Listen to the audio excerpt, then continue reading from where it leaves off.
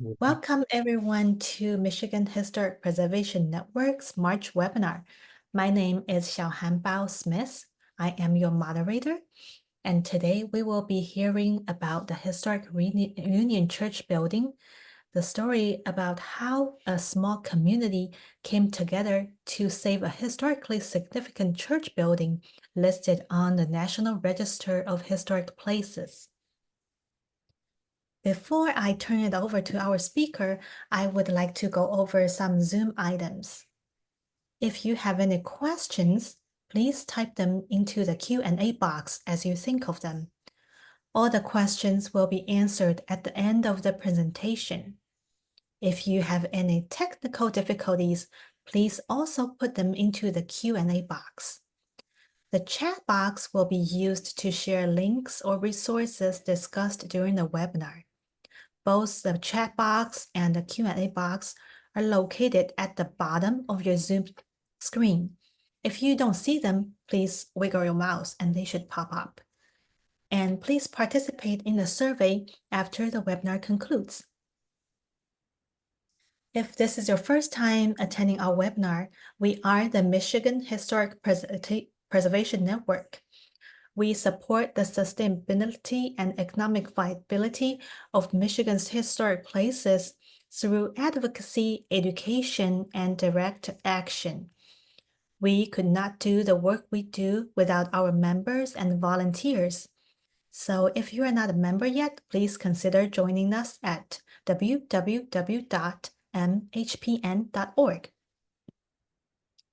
Our webinars are supported in part by an award from the Michigan Arts and Culture Council and National Endowment for the Arts. We want to say a big thank you to our sponsors. And it is my great pleasure to introduce you our speaker today, Mr. James Furkis. And Mr. James Furkis is the owner and principal architect of Furkis Architectural Consulting and the Berrien Township Consultant Architect. And with that, I am going to turn it over to James. Please go ahead and share your screen.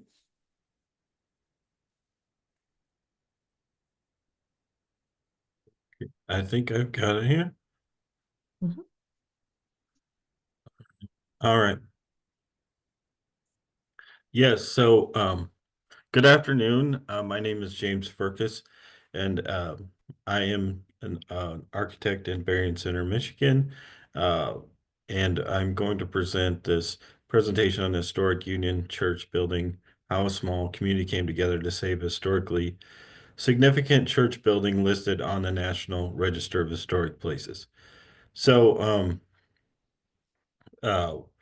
I had this idea for this presentation as we've been working on the church project here for the last about 3 to 4 years.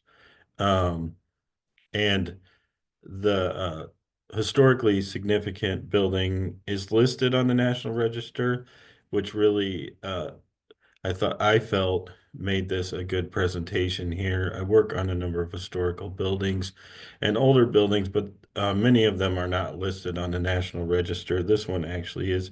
So I wanted to highlight the project here. So the Union Church in Berrien Center, Michigan, Berrien Center is a rural community in southwest Michigan. Um, it's often referred to as the South Berrien Center, Michigan Union Church. There really isn't a South Berrien Center, but I believe when they filed for the National Register that defined the location the best because it's about 2 miles south of Berrien Center. It is listed on the National Register of Historic Places, but it was in danger of being considered for demolition. And this is always a tough situation when these older buildings get to the point where someone may be considering them for demolition. So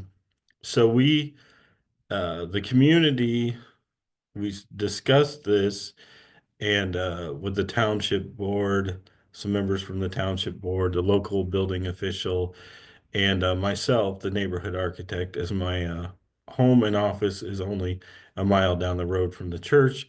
We all met there and did completed an assessment of the building, a fair assessment, um, visual, uh, and looking over the building and deciding what condition it was really in, because there uh, was a belief it was in much worse condition than we actually found.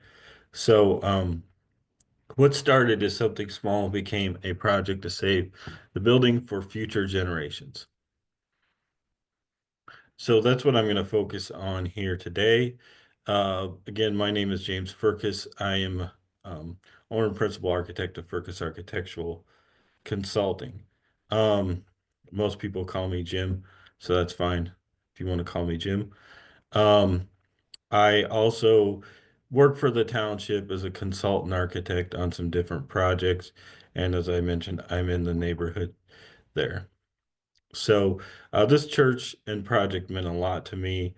Um, and I'm registered licensed architect in Michigan, Indiana, and Iowa, and a qualified historic architect by the Historic Preservation Office in Michigan, and similar qualification in Indiana.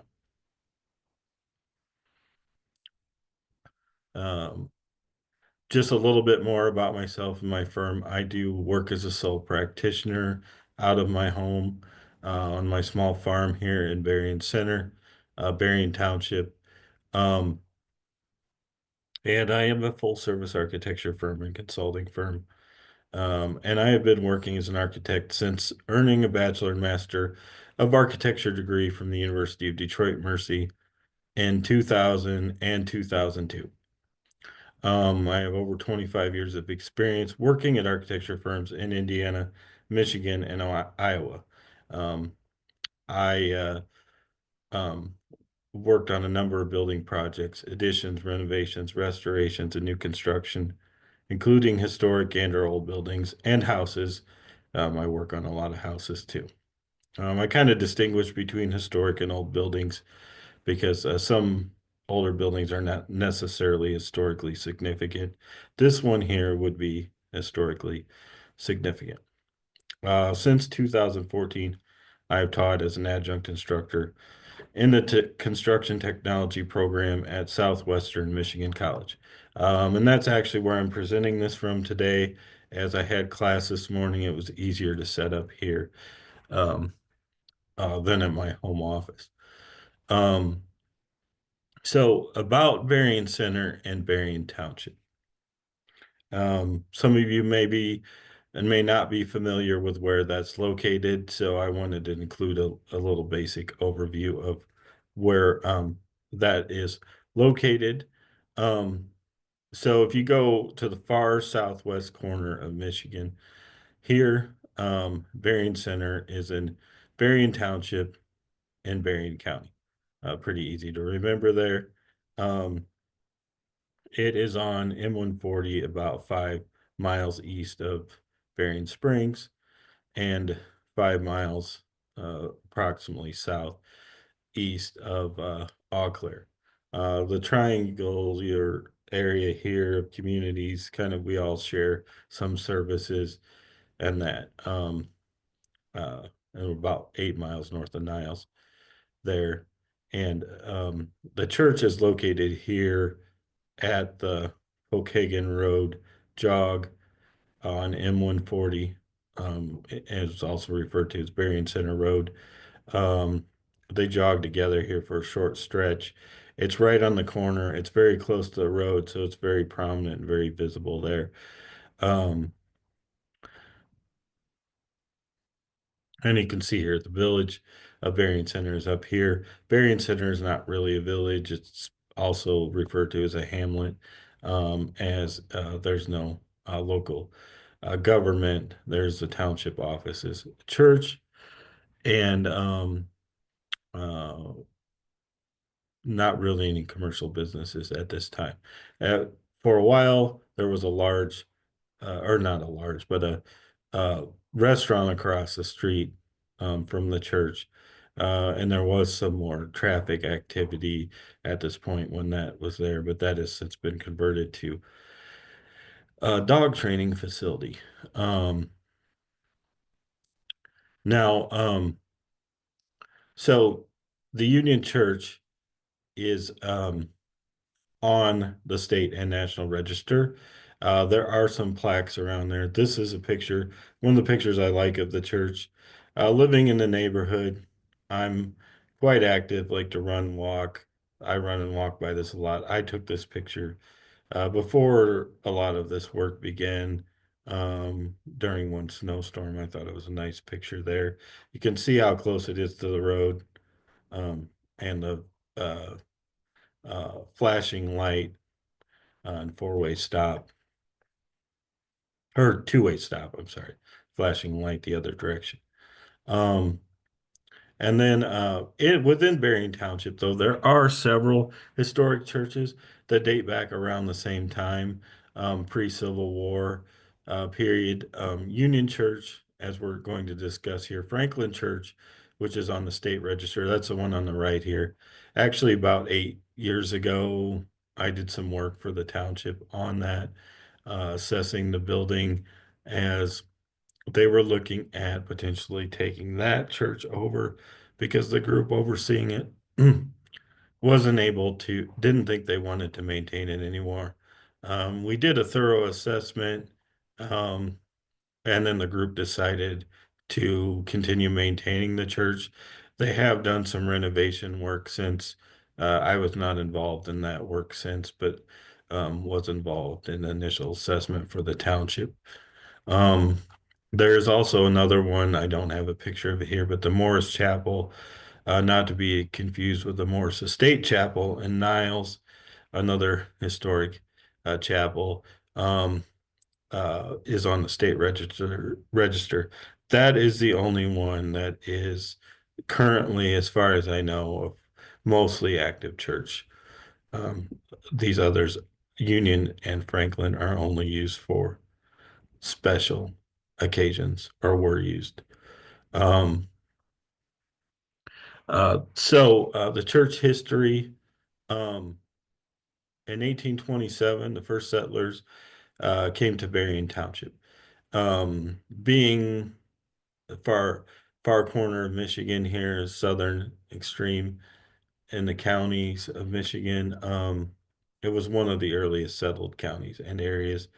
Um, So there were a number of settlers there by 1850s, nearly 1,000 people in the township.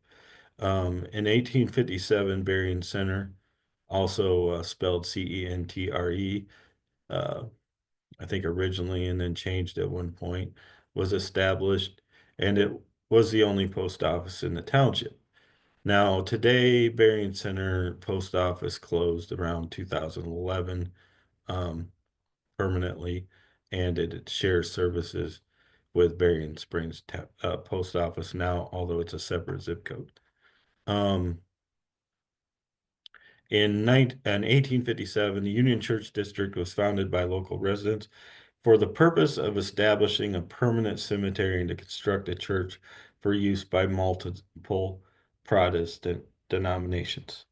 Um, So, uh, one of the interesting things I found about this church early on is it wasn't established by a particular denomination. It was used by multiple denominations for the first number of years here. Um, and it became a house of worship for some different types of Protestant denominations. In 1858, the Union Church was dedicated by the Reverend Bryant of Niles on July 4th. So on 1865, um, which September 2nd, that would have been shortly after the Civil War, concluded, um, the congregation was organized as a Berrien Center Free Will Baptist Union Church with 88 members. Um, so at that point, it started to be used primarily for one congregation, as I understand it.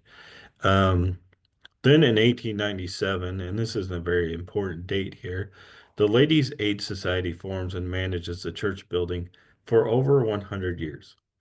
So from 1897 to 2004, the Ladies Aid Society manages the church building. Um, and that group stayed together for that amount of time. And we'll talk about them a little later here. Um, in 1910, the coal furnace was added in there. A round oak stove furnace is still in the basement. You can imagine it's a very interesting furnace. There are some other interesting things with the ductwork and stuff you can imagine with an old furnace like this. It appears like a time capsule there. It's not functioning, but it's there. Um, in 1911, carpet was installed. This is another interesting date I find in the progress here is this carpeting that was installed in 1911 is still in the church. And we'll talk about some of the interior later and what the plans are for that. But what we have found here is the interior is very much a time capsule. Um, so we have the carpet dating to 1911. The 1916 pews are still in the church. And 1919 was the last regular church service. So this is a very interesting date too. Think of this, we're 106 years ago, this building was last used for a regular church service. Um, After that, it was only used for special services, um, primarily managed by the Ladies Aid Society.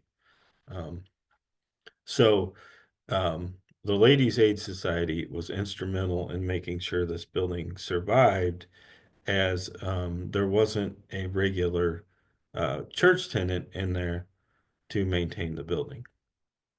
Um, in 1924, concrete steps were added to the front. Those steps are still there. There's a plaque honoring who they were donated in memory of. In 1955, electricity was installed, replacing the kerosene lamps, which is a good thing. There is still electricity there. The Franklin Church, which is more rural, one of the issues we found with is it didn't even have active electricity in it. Um, so we do have electricity there. And the 1957 was the centennial. Um, and then 2002, we jumped to this date, another very important date in the timeline, nominated for listing on the National Register of Historic Places. So this became very important date here as the uh, I I would have to look up the name of the individual now in my notes, but an individual from the Ladies Aid Society um, nominated the church and was very instrumental in making sure it was listed there.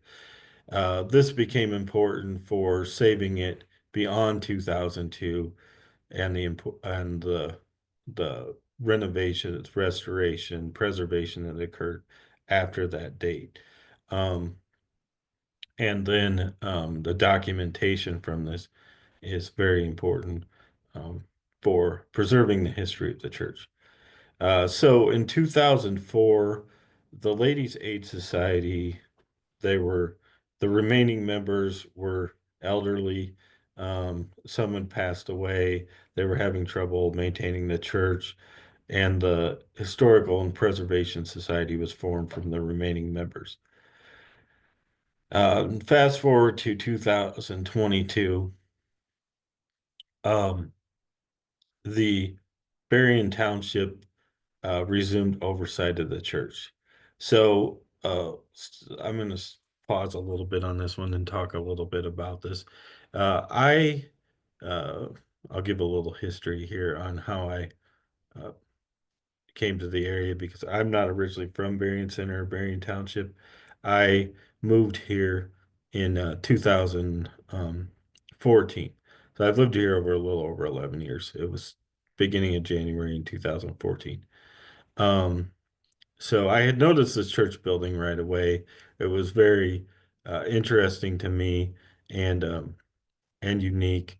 And uh, my wife and I and our kids we were looking for a small farm to purchase, and we my wife worked in um, Benton Harbor for the state of Michigan.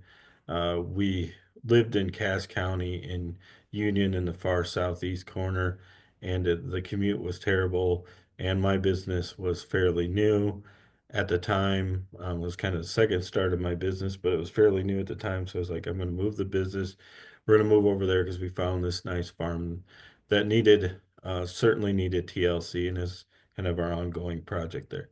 Um, so I um, saw the building, started getting involved in a few things in the township, and there was some maintenance done, such as painting, um, uh, some other work done on the building by the township prior to or around when we were working on the Franklin Church project, and so. Uh, the township had some limited oversight of the church and the maintenance, but they weren't fully in charge of that. They provided some funds and kind of oversaw it, but the Preservation Society oversaw it. Well, they were having trouble maintaining it, so the um, so the maintenance was proposed to move to the township. This is when 2022 was when we really had the meeting out there to look at the thorough assessment of the building because that's when it was proposed that Berrien Township take over oversight, and some were concerned that it was going to need to be demolished because of the poor condition it was in. So obviously the demolition didn't happen, so we're going to kind of walk through that here. But here's the listing of the um, on the National Register of Historic Places. Interesting photo here inside. There's a photo later in this presentation that looks very similar that I believe I took in 2022. I have some photos in here also from Cynthia Lehman has been instrumental with the township in keeping this project moving along, so I don't want to leave her out of this. And Ross Rogan, the building official, we were kind of the three initial that really tried to get this um, building saved, and have continued to be involved in it at some level. Um, but I don't remember if it was me or her pictures, but there's a picture that is very similar later on. Um, so we see kind of the document here. I didn't put it all in here, but just a couple pages from it. So it was recorded National Historic Registry. And of course, you can find this online today. It wasn't too difficult for me to find this document. Um, and it's pretty thorough. And it has some interesting pictures, like the exterior here. I think most of these trees are gone now. And if you notice the one picture I had in the snow there, you can see the corner was wide open there. This is much more open now with the trees not there. There are some of the trees still occurring south of here, just south of the sidewalk, but changes that visual some there. So we have the registry in, whoops, sorry, um, 2002. And then we move on to some projects that start to occur. In 2005, Stan Bell, who is Dr. Stan Bell, was an architect in Berrien Springs. He's now retired. Um, and um, the there was a report completed by him on the condition of the church structure, very detailed report to look at what projects needed to be tackled at the church. Now, uh, I did not work with him, but I do have a copy of the report, and this report did prove instrumental in understanding the church and the condition from 2005 to 2022. Um, and it was interesting because as I dug into the details of the report, some of the items were addressed, but there were a number of items that were exactly the same from his report to my assessment, like gutters missing downspouts had not been replaced, um, items like that, and other maintenance items. So I summarized his report into my letter, which was more of a summary because it was an initial assessment, not a thorough report. My plan as a consultant on it was to provide information and details as needed, um, not necessarily to put together a full set of drawings like I might for a full service project, but to be available when needed. And provide what I could to help on that. If we did need additional details or drawings at some point, then we could work through those. So I updated that, as I said, in 2022. Um, Dr. Stan Bell's report was quite thorough, and he has some good drawings in there of the interior conditions, framing, and that. Um, And some of this we still need to address. Attic access is difficult, so we're going to try to uh, access that space this year to see if conditions have changed since this report. Now there's some images from 2022. This is when we made the site visit in 2022.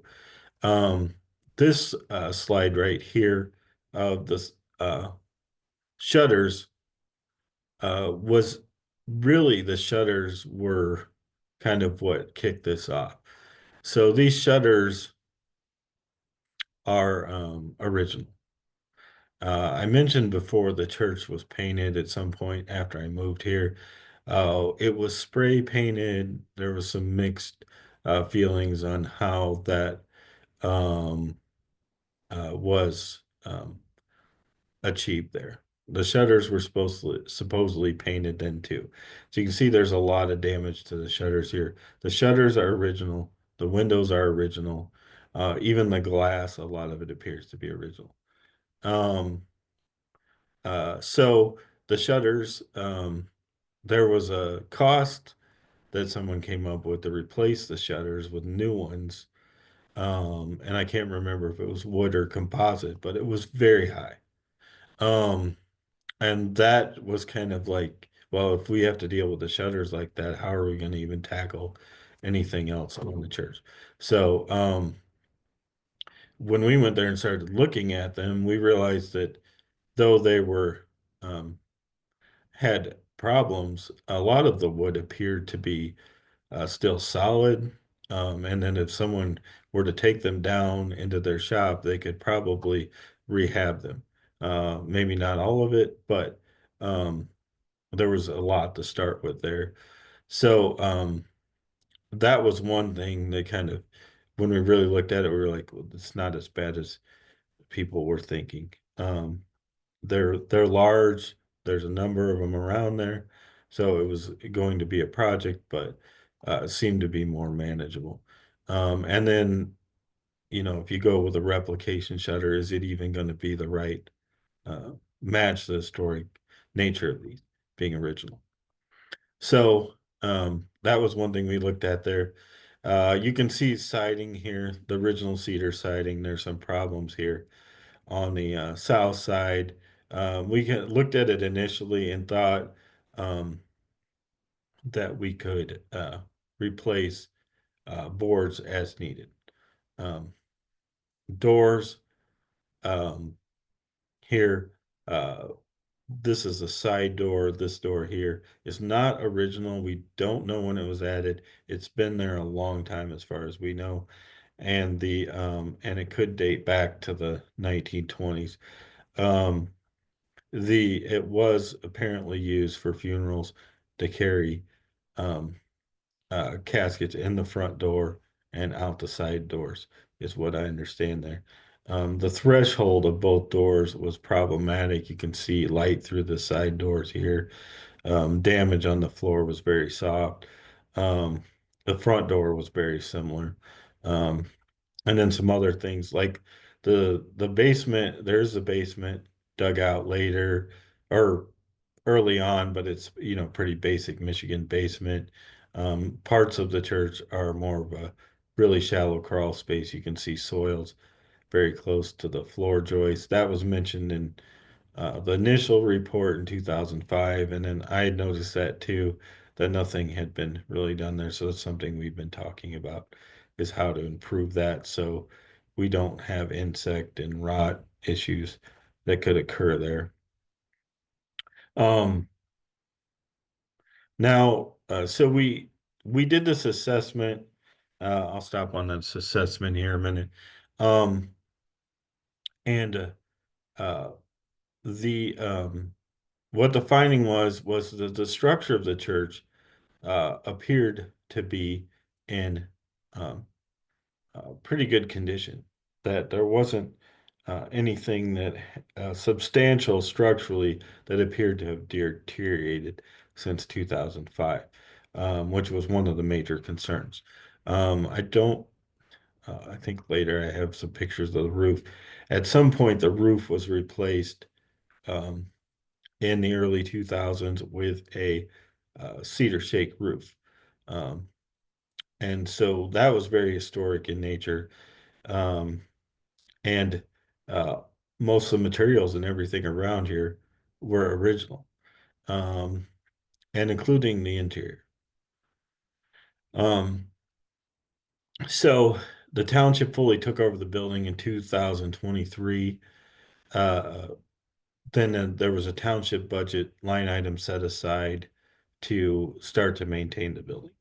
Um, uh, like I mentioned, Cynthia Lehman, she has been instrumental in kind of keeping this committee uh, together to keep this moving forward. Uh, then um, work started.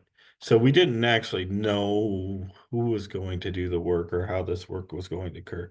I don't know the full story on um, how that uh, how this came about. But there is a contractor, Peter Rybacek, in Berrien Township area here that uh, is from Moldova, as I understand it.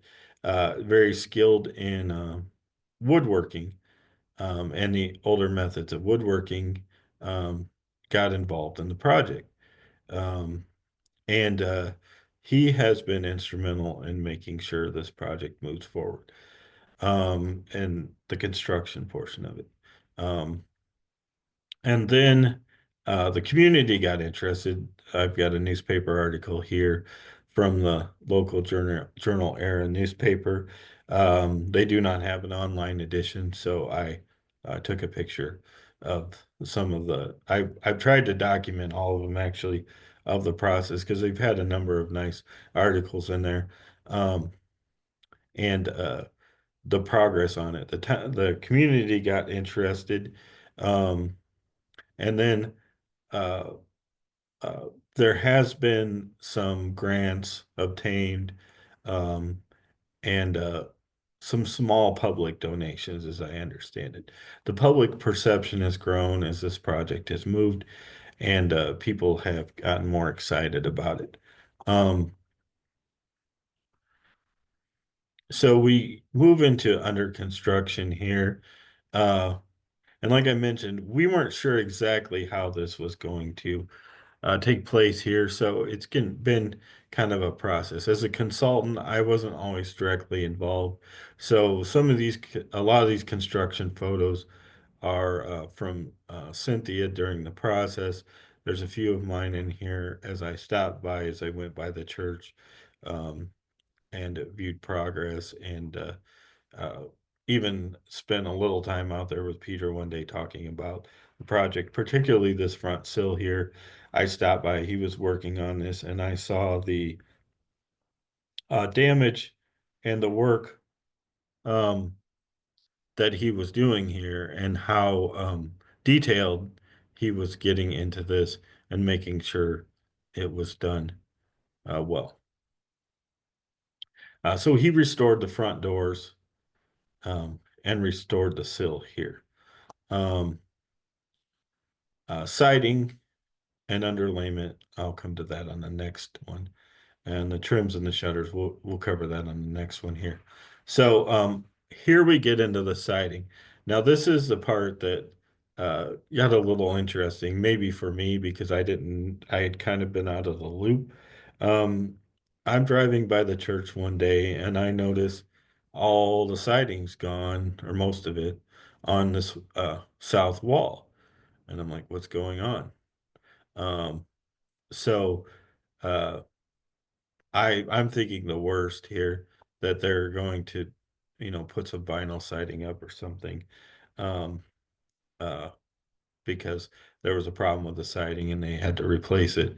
Um, so I contacted the building official and um, we kind of had an impromptu meeting out there and looked over stuff. And he told me, he kind of filled me in on what was happening there, was that they had been able to obtain um, cedar siding for the side of the church. Um, at first, they were going to repair and repaint it, but there was a lot that needed to be repaired and replaced. So they were able to obtain that, and then so uh, decided to remove all of it on that side as it was in the worst condition, that elevation. Um, and um, then they were able to add some insulation in um, and um, house wrap uh, and that types of details. So we did go with they did go with the historic profile of the cedar siding. In fact, if you look at it today, um, next to the existing, um, the profile and everything uh, uh, blends right in. And then they repainted it uh, um, much in a much more provable condition than the last paint job. We'll say that. Um, and then um, he also spent time with the windows, cornices, because adding sheathing and that to the walls added some thickness. I was wondering about trims and stuff. Is that going to change it?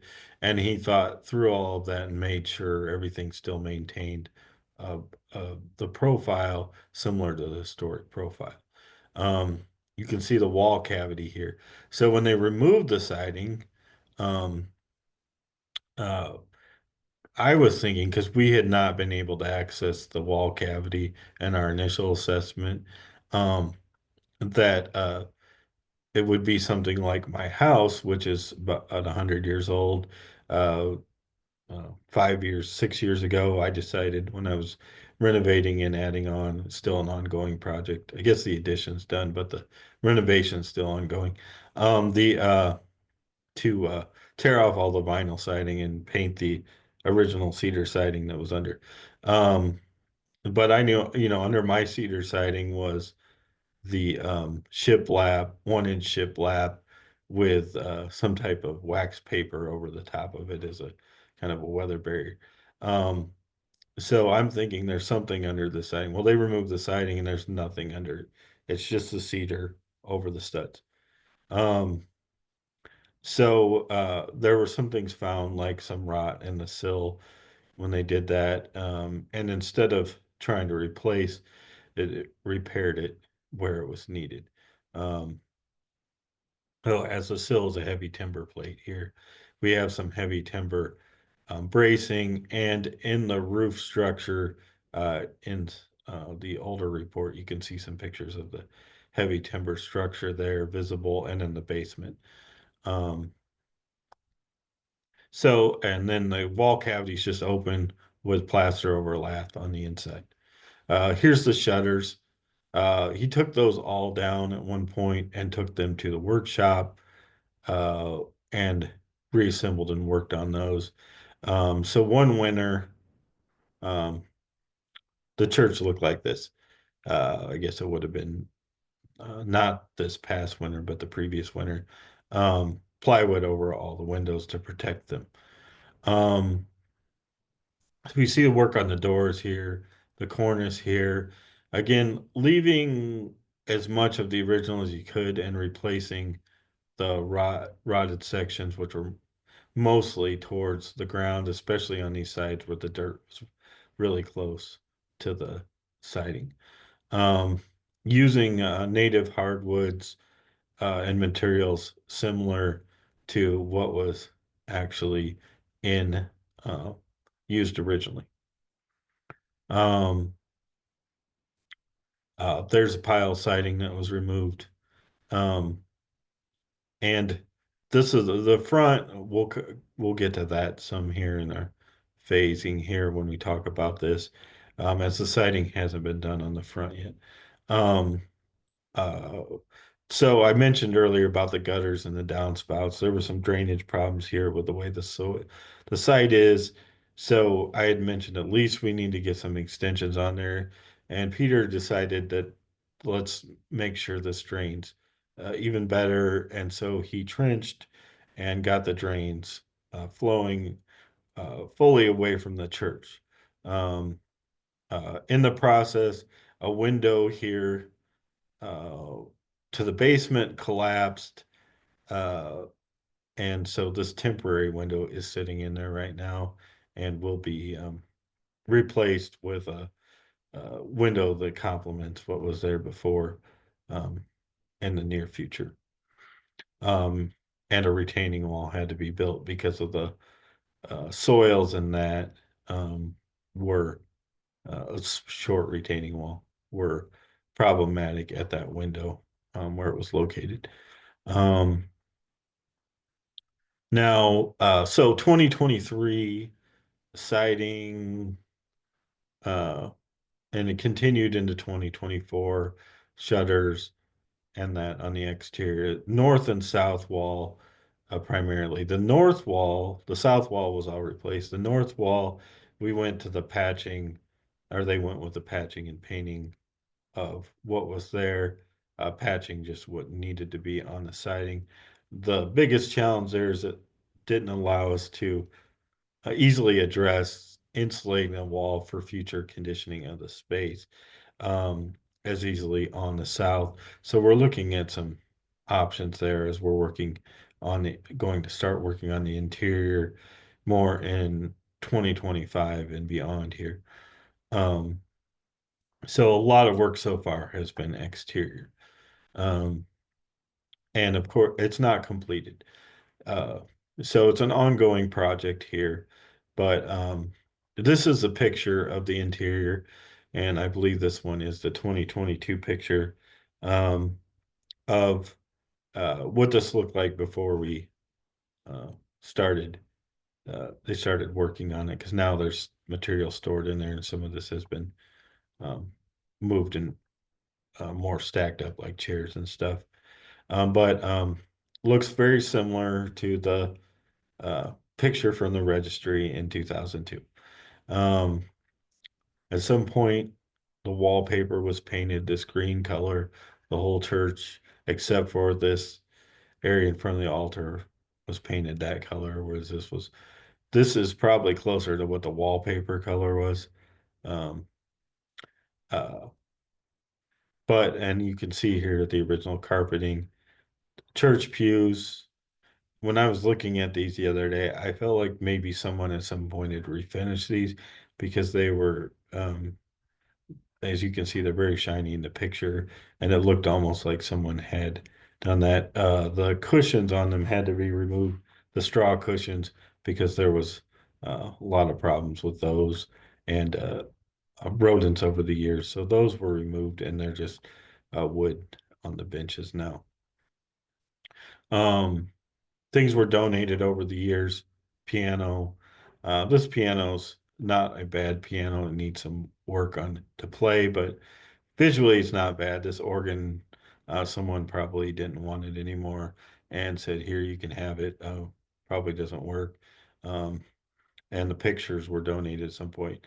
Now the chairs uh, have been there a while. They are small chairs when you really look at them, so you can tell by the size and the age that they are have been in the church for a while. And you can kind of see a stack of folding chairs there. These are really small and rather old folding chairs. Um, so they have been there a while too. And there are some, and I think maybe later I have some pictures of this. So, also, some benches along the back, and benches that hinge down along the side that some of them appear like they may have been in there originally even before the pews um, were put in there. Um, and then there's some more primitive uh, tables that were used for potlucks over the years um, in the church. So let's go back here though to the interior. Got a few minutes here. Um, So we've got we're right now we're sorting out what are we going to do with the interior. The carpet we're though it's there, if you touch it and try to do anything with it, it wants to disintegrate because it's 114 years old. So we most likely aren't going to be able to save that, and to restore it would be cost prohibitive. So maybe we'll save some, sections of it or something to display. The wood underneath, if it's like the entryway, there's some concern that carpet may have trapped some moisture in there when it's removed, and we may have to address that. But the wood in the entryway is probably, um, what was exposed originally when it was built. So it's probably the thought that we will have to refinish that. The walls, we're having some discussion on what to do here. We do have some areas of plaster failing. We have some big areas where the plaster isn't too bad. We have insulation to consider. Um, so we're discussing some details to do there. This year, the east um, and west, the front and the back siding is going to be addressed, and I believe they have enough cedar already in on hand to replace most of that. Um, uh, Now, an interesting thing throughout the project is this outhouse was original to the church. It was sitting there behind the church, kind of ignored. You see the base was rotten here. Um, so they decided uh, to save it. I had to rebuild the base, but they decided to move it next to a shed that kind of blends in with both the church and the outhouse that was added at some time frame in there. Because the location behind the church was problematic with the elevations. Um, it was kind of one of the few locations you could even park was behind it. And so it was moved to a different location and then rehabbed and the base rebuilt here and set on more of a permanent foundation. Um, so I find that to be interesting. It's not the most exciting restoration there, but having something like that isn't always something you'd see with a project like this. So you can see good visual here of cedar shakes even on the um, outhouse. Um, so I mentioned this year tackling the siding. Uh, the shutters have been put back in place. You can see they are in much better condition now. Interior, we do have to look at the windows. A lot of them still appear to be operable. There's some, most of the glass appears to be original if you stand right next to it. It's like the wavy, small panes of glass from that time period. Um, these are the benches, some of the benches. Some of the wood on these looks like similar to the pews. So these may have been put in there at that time. The ones that fold down on the side, not so visible here, look like they have been there, possibly before the pews were. This is the primitive and of tables that were used for the potluck. So the interior is open. There's basically the entry room and the sanctuary is open with these two alcoves on both sides, but there are no other rooms in here. There's the basement access here. There's no indoor bathrooms. Um, uh, and because it was only used for special events after 1919, those were never added in. The cemetery around is very historic, dates back to the church founding, uh, and has uh, very old grave markers in it and stuff. So the cemetery is very integral to the church as they're very close to each other there. Um, what about the future? What does that mean for the future? We do have limited site here. Um, Parking is basically down the cemetery lanes. Um, the building does not have modern amenities except for electricity right now. We're talking about conditioning it to help stabilize it better with some heat and air conditioning. And then what can it be used for in the future when um, the interior rehab is more complete? Um, and there's been some discussion about that and how to handle that. Um, and maybe looking at that shed building on the property as even a restroom facility for the church and the cemetery, since there isn't one there. Could be is a thought. Maybe adding something on that would not detract from the church, because the space inside is uh, valuable, and I think is part of the uh, really significance of this building is having that space in there.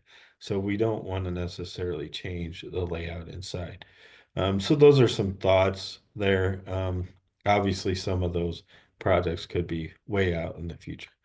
Um, but could it be used for special events again? I think that's the first thing you'd like to see is maybe the Memorial Day service at least come back there.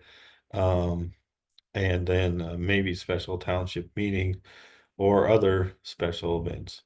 Um, uh, Now you can see here is the property, um, and there's not much space around it between it and the cemetery, which is here in the newer section over here.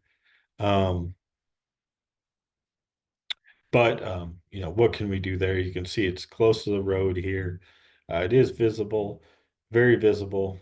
So it has had a good reception seeing this project worked on here. Now, in conclusion, I just put together kind of a mosaic of pictures here I took last week. I met with Cynthia out there last week, and we discussed some of these current and future projects, and some of them may be, like if may or may not happen. But the restoration is the primary focus at this point. So you can see here's the new siding on the south side. Closer look at the shutter there. Um, what we've talked about basement access here. The stairs have these monumental concrete block walls on the side. We're not sure they're original. I mean, the stairs were put in 1925, that they date back to when the stairs were put in. Um, and there's some problems with the conditions of it. So we're looking at what might be some options to do with that. Because visually it doesn't seem to quite fit with the building. But we can't locate some older pictures to tell when they were actually installed. Here's the outhouse and that shed. Um, there's the pews. wallpaper inside of a cabinet. This border, um, you can faintly, probably not really see it here, but around the ceiling, there's a border all the way around that was painted over, so it's visible still. This was an applied wallpaper border. This is lower here, so maybe it was also located lower and they took it off around there because you can't see it now. Um, but this appears to be more of the original color of the wallpaper, but obviously aged. So I don't know, this color may be closer to what that wallpaper was. Um, but that's in a cabinet where it wasn't painted over. Um, Carpet here, flooring at the entry where there's not carpet currently, and then some materials stored in there, and you can see but there's more things stored in here now. And a bunch of these chairs are stacked up uh, in the corners in those alcoves. Ceiling is another thing we're looking at. At some point, someone decided it was a good idea to glue these ceiling tiles all over this large ceiling area. Um, they're all still there. The staining on them, we believe, is from old leaks before the shake roof was put on. But that's one thing we're gonna get uh, someone with a roofing expertise with a lift out there would be helpful to look at the roof shakes. We've talked about that, and then getting access into the attic so we can see if there is any concerns up there. Um, so those are some things we're looking at there. Now, so I should throw in here at the last conclusion that this is an ongoing project. So we have some township funding and it has to be approved yearly. Um, I uh, am not, I'm good at helping to put drawings together, ideas together to help keep these projects moving along. That's what my expertise is solve problems, and the and with the historic nature here.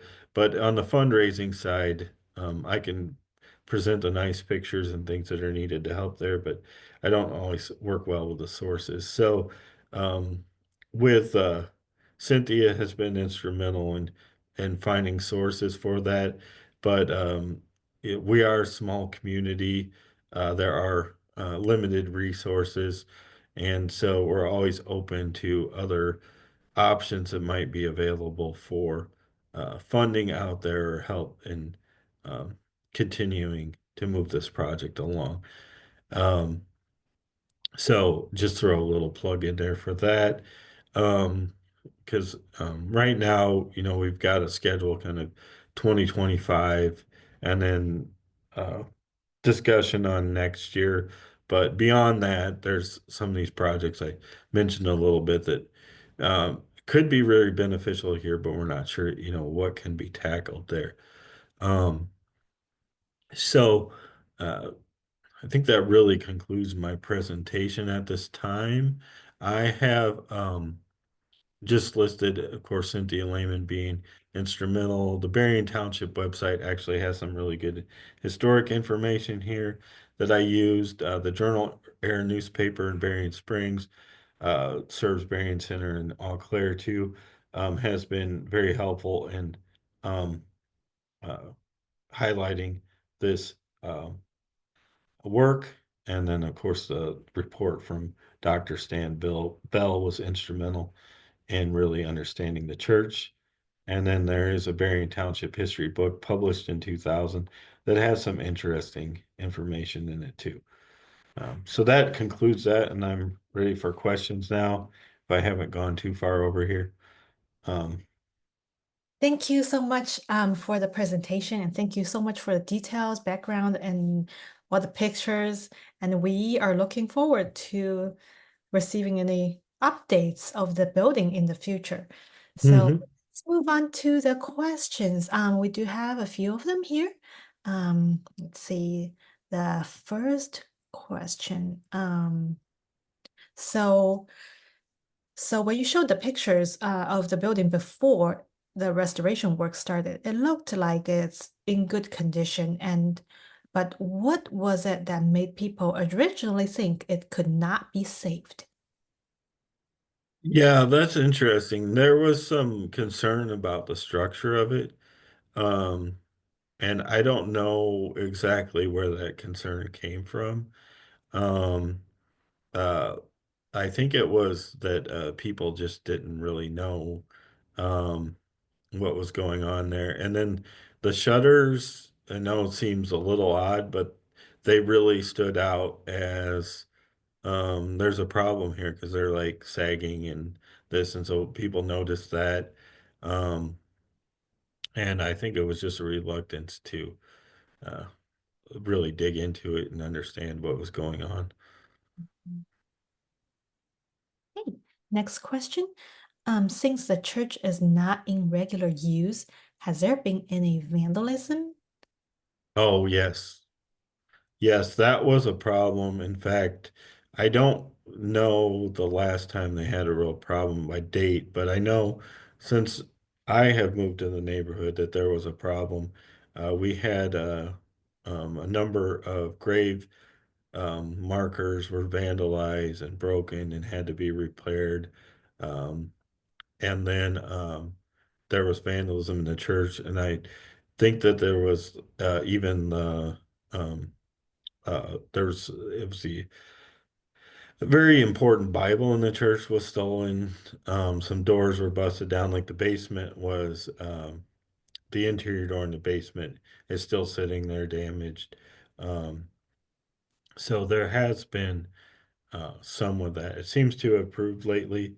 It does have, it is well lit on the corner, and there's a fair amount of traffic, so I think that helps. But um, there is always that concern there. Um, Mhm. Okay, next question. Um, do you know what's under the ceiling tiles in the sanctuary? Might there might there be some decorative timber or painting? um, I believe, and I've looked over the whole thing. There's no tiles missing, which is really odd for a glued on tile. As usually they start to fall at some point, at least some. Um, we're not 100% sure, but I believe it's probably just flat plaster ceiling based on the limited detail of plaster on the walls and everything in there. I think that's probably what we would find. At worst case, someone might have actually removed the plaster. Um, uh, and maybe that's why they're more secure. But I'm not sure until we kind of dig into that more. Okay, thank you. I think we have one last question. Um, when you and the community were working on the church, did you involve any of your students or teaching um, college uh, colleagues from the Southwestern Michigan College? Not really. Our program at Southwestern Michigan College is more residential orientated, so I didn't really go over much with this, include the college much in that. Okay, I think we answered all the questions. And thank you again so much for your presentation. And thank you everybody for attending our webinar. And this webinar is being recorded. You will receive the link to the recording in the next few days. And there will be a link for a survey in the same email. So please participate in the survey to help us improve our webinar. And if you have any specific topic you would like to hear about, please also send that to us. And our next webinar is still yet to be announced. You will receive an email, and please also follow our website for information. And thank you so much for your presentation today. And thank you, everybody, and hope to see you all next time. You're Thank welcome. Thank you. Bye. Thank you.